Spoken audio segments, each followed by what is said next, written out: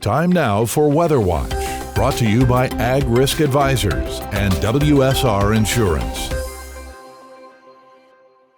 Matt Makens here with this week's Weather Watch. I hope it finds you doing well. We've had some winter weather, got cold over the last couple of weeks, and some snowy areas as well. What are we looking like as we go forward? What's November looking like? By and large, milder than how we ended the month of October. Strong El Nino continues. Quick status check here. The red line, that is this year's El Nino as it's been trending compared to all other years since 1980, where we've had similar El Nino patterns.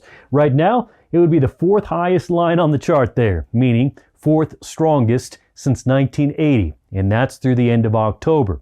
We're going to continue to see El Nino throughout the winter ahead. That doesn't mean your impact is immediate.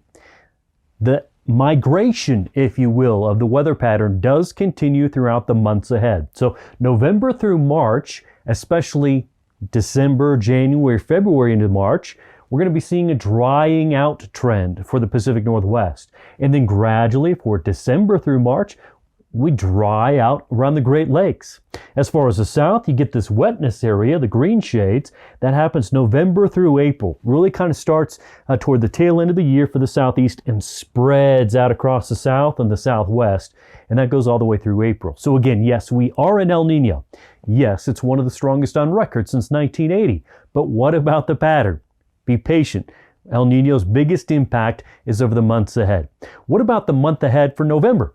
Well, if you compare history, as I like to do when creating forecasts, if you go back and look at all the most similar years, temperature pattern will be mostly warm throughout the central and northern states, some pockets of colder areas out across the west, especially later this month, and across the east and southeast. I think the northern plains will be colder than what history dictates. As far as moisture, focuses on the Pacific Northwest, south into California, parts of the Great Basin, hit and miss areas of the plains, but by and large, as you go southern plains off to the east, still mostly dry. But again, El Nino's biggest impact has yet to move in.